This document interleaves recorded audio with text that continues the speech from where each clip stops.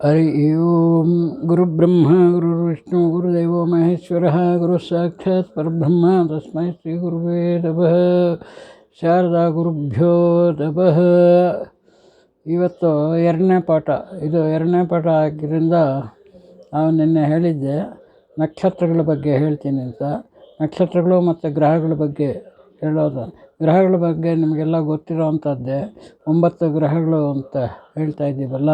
ಸೂರ್ಯ, ಚಂದ್ರ, ಕುಜ, ಬುಧ, ಗುರು, ಶುಕ್ರ, ಶನಿ, ರಾಹು, ಕೇತು. ಇವು 9 ಗ್ರಹಗಳು ನಮ್ಮನ್ನು ಆಳುತ್ತೆ ಅಂತ ಹೇಳ್ತಾರೆ. ಆ ಅಂತರದಲ್ಲಿ ಸೌಮ್ಯ ಗ್ರಹಗಳು ಇದೆ, ಪಾಪಗ್ರಹಗಳು ಇದೆ, ಕ್ರೂರ ಗ್ರಹಗಳು ಇದೆ. ಇಂಥವೆಲ್ಲ ಮುಂದೆ ಹೇಳ್ತಾ ಬರ್ತೀನಿ. ಇವಾಗ 9 ಗ್ರಹಗಳು ಹೇಗೆ ಅಂತ ಆಮೇಲೆ ನೆಕ್ಸ್ಟು ಗ್ರಹಗಳು ಬಂದಾಗ ಅದರ ಪಾಠ ಮುಂದುವರಿಸೋಣ. ಇವತ್ತಿನ ದಿವಸ ನಕ್ಷತ್ರಗಳ ಹೆಸರುಗಳು ತಿಳ್ಕೊಳ್ಬೇಕು. ಆ ನಕ್ಷತ್ರಗಳು ಹಾಗೇನೆ. ಇದು ಪುಂಜ, ನಕ್ಷತ್ರಗಳ ಪುಂಜ ಅಂದರೆ ಆ ನಕ್ಷತ್ರಕ್ಕೆ ಹೆಸರು ಹೇಗೆ ಬಂತು ಅಂತ ಹೇಳ್ತಾರೆ. ಆ ನಕ್ಷತ್ರಗಳ ಅದೇ ರಾಶಿಗೆ ಹೇಳಿದ್ನಲ್ಲ, ರಾಶಿ ಅಂದರೆ ಗ್ರೂಪು ಅಂತ. ಅದೇ ಥರ ನಕ್ಷತ್ರಗಳಿಗೂ ಗ್ರೂಪ್ ಇದೆ. ಅಶ್ವಿನಿ, ಭರಣಿ, ಕೃತ್ತಿಕ, ರೋಹಿಣಿ, ಮೃಗಶಿರ, ಆರಿದ್ರ, ಪುನರ್ವಸು, ಪುಷ್ಯಮಿ, ಪುಷ್ಯಮಿ, ಆಶ್ಲೇಷ, ಮಖ, ಪುಬ್ಬ, ಉತ್ತರ, ಹಸ್ತ, ಚಿತ್ತ, ಸ್ವಾತಿ, ವಿಶಾಖ, ಅನುರಾಧ, ಜ್ಯೇಷ್ಠ, ಮೂಲ, ಪೂರ್ವಾಷಾಢ, ಉತ್ತರಾಷಾಢ, ಶ್ರವಣ, ಧನಿಷ್ಠ, ಶತಭಿಷ, ಪೂರ್ವಭದ್ರ, ಉತ್ತರಭದ್ರ, ರೇವತಿ. ಇವು 27 ನಕ್ಷತ್ರಗಳು ಬರುತ್ತೆ. 27 ನಕ್ಷತ್ರಕ್ಕೂ ಒಂದೊಂದು ನಕ್ಷತ್ರಕ್ಕೆ 4 ಪಾದ.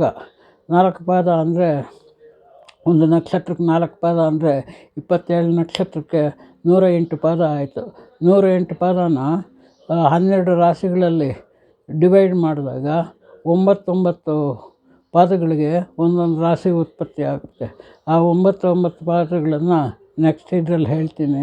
9 ಪಾದಗಳು ಹೇಗೆ ಮಾಡಿಕೊಂಡು ಆ 27 ನಕ್ಷತ್ರಗಳು 12 ರಾಶಿಗಳಿಗೆ ಸಮ ಮಾಡಿದಾಗ ಅದು ಡಿಗ್ರೀಸ್ನಲ್ಲಿ ಹೇಳ್ತೀನಿ ಮತ್ತು ಪಾದಗಳಲ್ಲಿ ಹೇಳ್ತೀನಿ.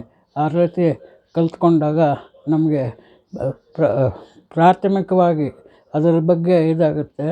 ಆಮೇಲೆ ಏನು ಮಾಡಬೇಕು ಅಂದರೆ ಆ ನಕ್ಷತ್ರಗಳದ ಇದೇನು ರಾಶಿಗಳ ಇದೇನು ಗ್ರಹಗಳಿಗೆ ಕಾರಕತ್ವ ಅಂತ ಬರುತ್ತೆ. ರಾಶಿ ಕಾರಕತ್ವ, ಗ್ರಹದ ಕಾರಕತ್ವ, ಅಧಿದೇವತೆಗಳು, ಪ್ರತ್ಯೇಕ ದೇವತೆಗಳು, ನಕ್ಷತ್ರಗಳಿಗೆ ಅಧಿದೇವತೆಗಳು, ಪ್ರತ್ಯೇಕತೆಗಳು, ರಾಶಿಗಳಿಗೆ ಗ್ರಹಗಳಿಗೆ ಅಧಿದೇವತೆ ಪ್ರತ್ಯೇಕತೆಗಳು, ಅವ್ರನ್ನ ಪೂಜೆ ಹೇಳಬೇಕು. ಇದು ಯಾವುದು ಕೆಟ್ಟ ಗ್ರಹಗಳಿದ್ದರೆ ಅದಕ್ಕೆ ನಿಮ್ಮ ಜಾತಕದಲ್ಲಿ ಹೇಗೆ ಮಾಡಬೇಕು ಅನ್ನೋದಕ್ಕೆಲ್ಲ ಕಂಟಿನ್ಯೂ ಮಾಡಿಕೊಂಡು ಹೋಗೋಣ. ಈ ಎರಡನೇ ಪಾಠನ ಇವತ್ತಿಗೆ ಮುಗಿಸಿದ್ದೀನಿ. ಜೈ ಹಿಂದ್, ಜೈ ಕರ್ನಾಟಕ. ಮಾತೃ ಜಯ, ಮಾತೃದೇವೋ ಭವ.